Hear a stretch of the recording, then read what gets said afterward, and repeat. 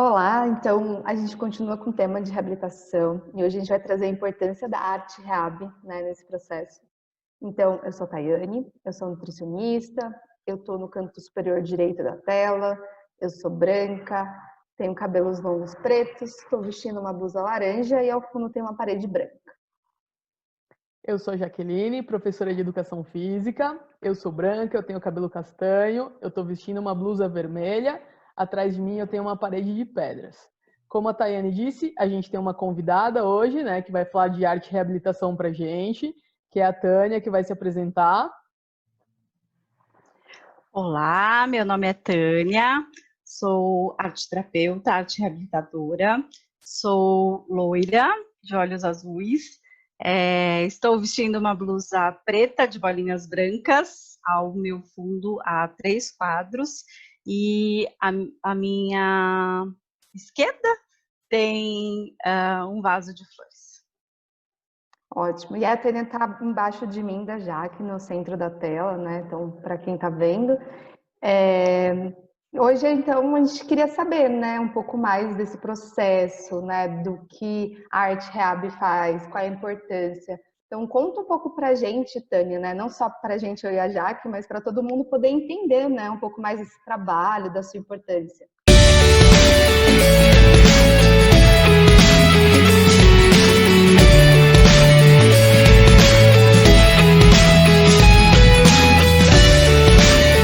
Muito obrigada pelo convite. Falando um pouco de arte e reabilitação, então, assim, falando aqui no Brasil, a arte e reabilitação vem de um braço da arte-terapia. O estudo da arte-terapia é trabalhar as expressões artísticas como uma forma de terapia, como uma forma de autoconhecimento. A partir de 1985, na Associação de Assistência à Criança Deficiente, foi lançado um setor que se chamava Arte e Reabilitação. Esse setor foi lançado por uma artista plástica, arte-terapeuta, chamada Annalise Francischetti, que entendia que o processo artístico podia favorecer os pacientes que estavam ali no centro de reabilitação. Então, ela foi fazer uma busca entre os processos artísticos e os processos cognitivos. Então, o que a arte influenciava no cérebro? E essa é a busca da arte e reabilitação, que trazer esses processos artísticos, trazer essa via de expressão como uma possibilidade de estímulo cognitivo e estímulo para o paciente, de uma forma sensorial, perceptiva, cognitiva e emocional também, porque a gente está falando de um processo de reabilitação, a gente está falando de um global, né? O trabalho da arte e reabilitação é muito em cima do trabalho como equipe multidisciplinar, não dá para falar de reabilitação sem falar de equipe, né? Então, a gente trabalha muito, cada um no seu objetivo, mas com um objetivo em comum ali, que é o olhar holístico para o paciente. Dentro da arte e reabilitação, a gente vai poder usar diversas formas de expressão artística. A pintura, a escultura, a fotografia, o teatro, a dança, tudo isso entra dentro do que a gente vai chamar de arte e reabilitação. Sempre pensando qual o objetivo daquele paciente, qual é a intencionalidade de usar aquela ferramenta com ele, né? Aquele recurso artístico com ele. Então, por que eu vou dar uma tesoura e não vou dar uma tinta? Eu preciso entender a patologia daquele paciente, os déficits que aquele paciente tem, para eu saber qual é a atividade que eu vou proporcionar. A arte e reabilitação também proporciona ao paciente muita questão social, né? A gente trabalha muito em grupo. Então, o grupo, muitas vezes, é ali onde o paciente consegue expor todas as situações que ele está passando, e muitas vezes aquele grupo tem as pessoas com a mesma patologia, um grupo de amputados. Então, todos ali são amputados. Então, eles têm ali vivências que eles conseguem ir trocando entre eles e que é muito rico. E o processo social, não só dentro de uma instituição, não só dentro de um grupo, mas o fora também, né? Porque quando a gente fala de reabilitação, a gente não fala para reabilitar para ficar dentro de casa, a gente fala que tem que sair, tem que ir para fora, tem que voltar a vivenciar o mundo, né? E esse processo de inclusão também pode ser feito através da arte e reabilitação, como, por exemplo, a gente teve experiência de levar para o paciente para o museu, para conhecer obras de arte, para conhecer lugares diferentes, para formar um grupo ali, para entender que muitas vezes muitos museus aqui de São Paulo, por exemplo, têm um acesso ótimo para o paciente, né? Então está todo adaptado ali para recepcionar o paciente. A Pinacoteca do Estado de São Paulo tem programa para isso, tem programa que adapta o próprio material que o paciente vai ver, por exemplo, uma tela seria um quadro, mas eles conseguem fazer isso de uma forma tridimensional para que o paciente, através do tato, consegue saber o que é aquela tela, a forma de explicar, a própria Libra, né, que eles têm ali no processo da Pinacoteca. Então, trazer essa oportunidade do paciente também conhecer coisas que tem do lado de fora do mundo, né, para eu começar a entender que este mundo, em alguns lugares, está adaptado e eu consigo estar ali junto, vivenciando coisas novas. Acho que, para além disso, para esse processo social e esse processo de reabilitação do paciente, a gente tem também o lugar da família, né? Então, por exemplo, você vê um paciente que muitas vezes ali, tá, no decorrer da sua vida, né, e de repente tem um AVC, por exemplo, e ele vai ser olhado muitas vezes por aquilo que ele não consegue fazer. E eu acho que a arte traz um lugar das possibilidades do que ele consegue fazer, do que ele pode fazer. E aí não é só para ele, muitas vezes é para a família. Né? A gente ouvia muito, não foi você que fez. Se foi você, faz de novo, quero ver. Então faz de novo aqui para mim. Então faz um para mim de presente. Né? Às vezes tinha isso, fazia um quadro e falava, não, então faz um para mim de presente.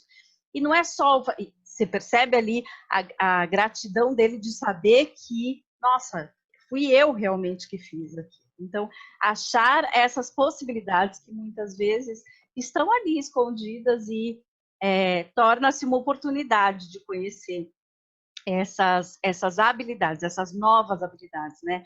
A gente sempre fica na dúvida se é uma reabilitação ou se é uma habilitação. Muitas vezes é a oportunidade que o paciente nunca teve de ter ali contato com pincéis, com tintas, com argila, mas eu acho que sempre a questão do terapeuta é a intencionalidade que ele dá àquela atividade.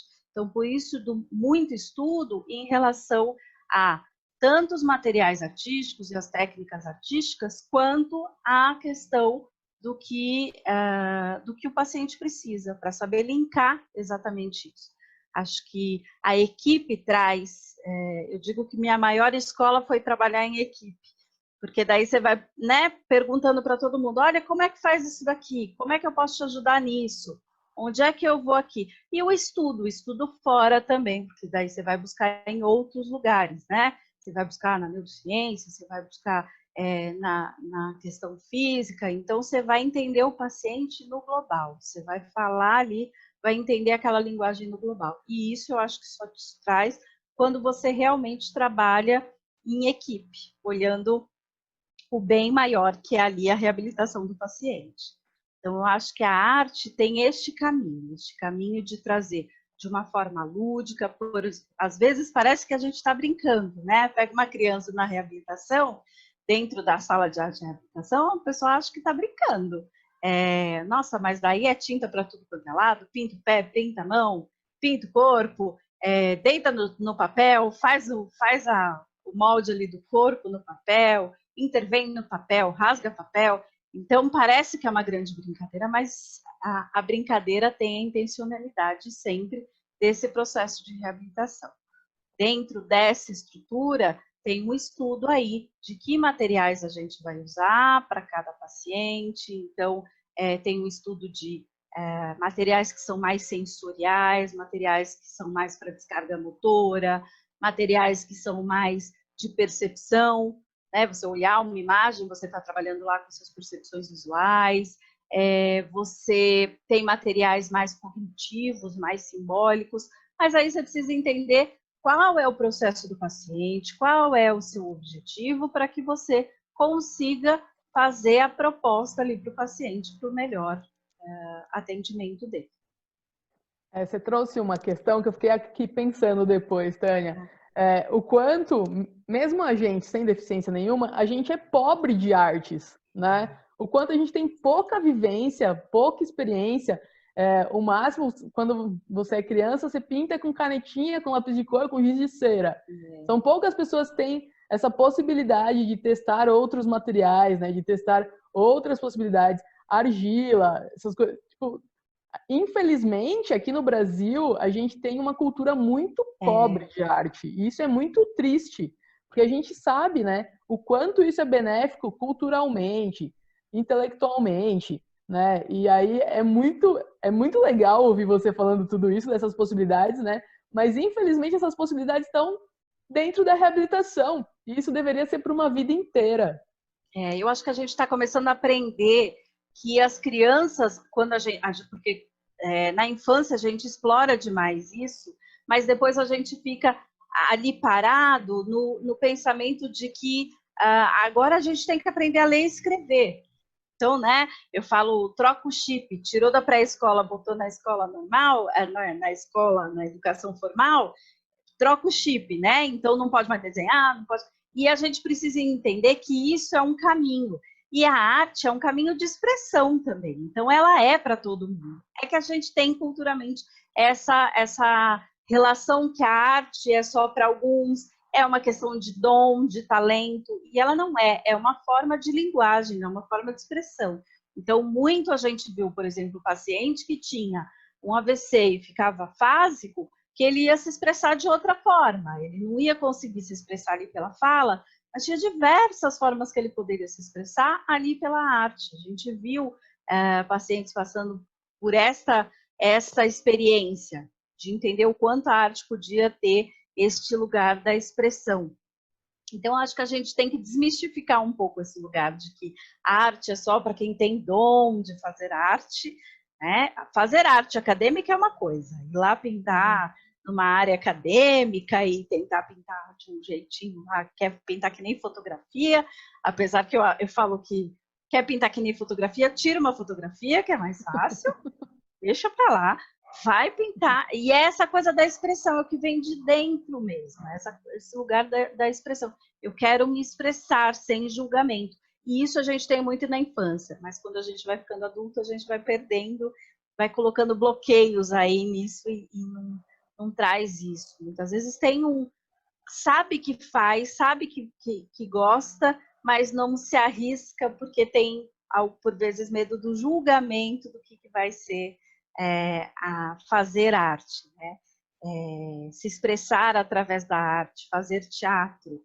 cantar. Então, às vezes vem o julgamento ali de que, não vai ser legal. Eu acho que dentro da arte e reabilitação, a gente percebe que, por exemplo, às vezes o paciente vem para a gente e fala, nossa, eu sempre tive vontade de desenhar. E sempre falava que no dia que eu me aposentasse, eu ia começar a fazer um curso. E aí você fala, olha lá, teve a oportunidade de ir lá, começar a desenhar, começar a pintar, começar a se expressar. E aí, muitas vezes, ele percebe que aquilo foi muito bom para ele. A gente não tem o intuito que ninguém saia pintor, ninguém saia aí artista expondo as suas obras, nada disso. Mas o quanto é benéfico a arte para ele, para todo o processo que ele está vivendo da reabilitação.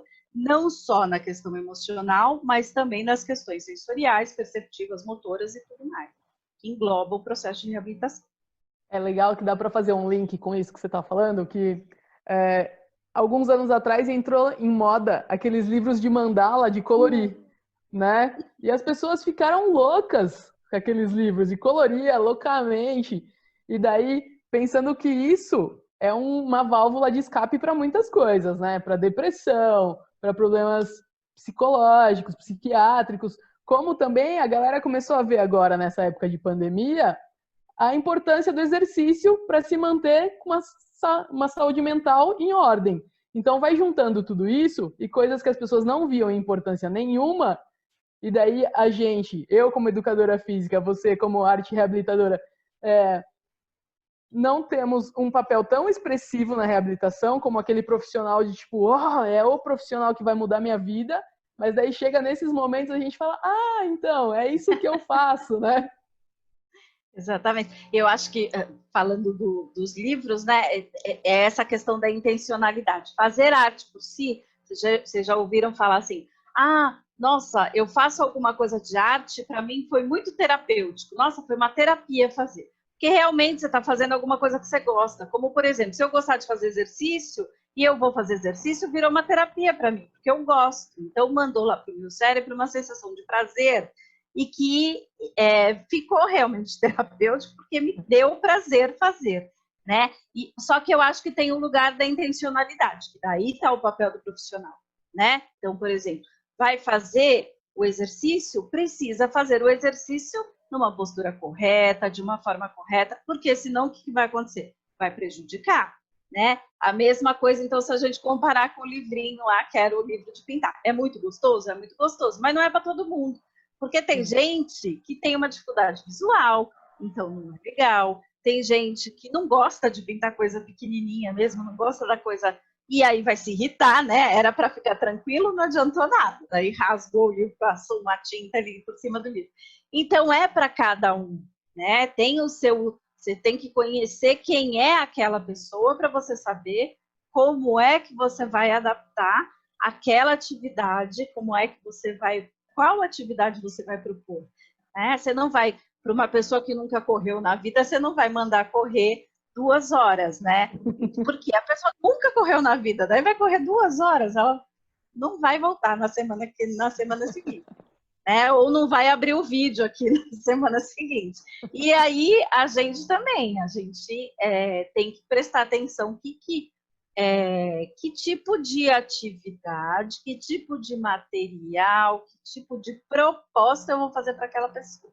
Então, muitas vezes a pessoa não está dentro de uma linguagem plástica, das artes plásticas, né? De fazer alguma coisa ali com a mão, fazer uma pintura, uma escultura e tudo mais.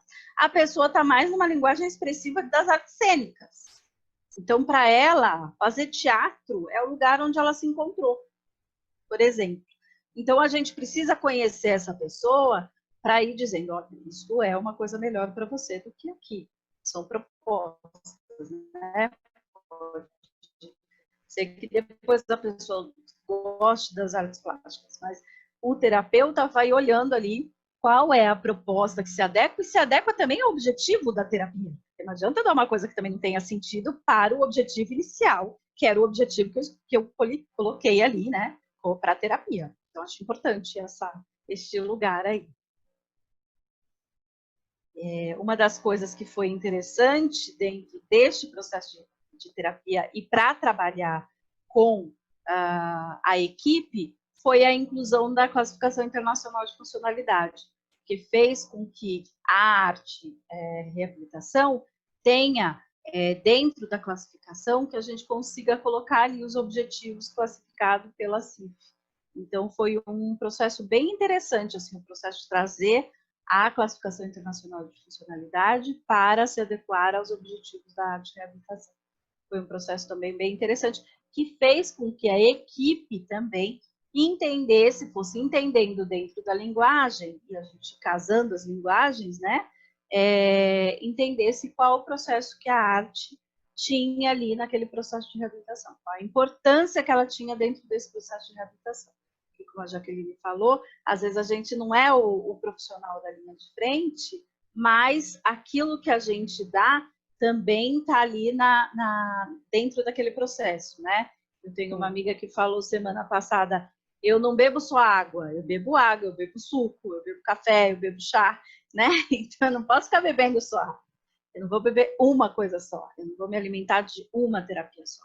Todas as terapias têm esse olhar para um bem maior ali para aquele paciente.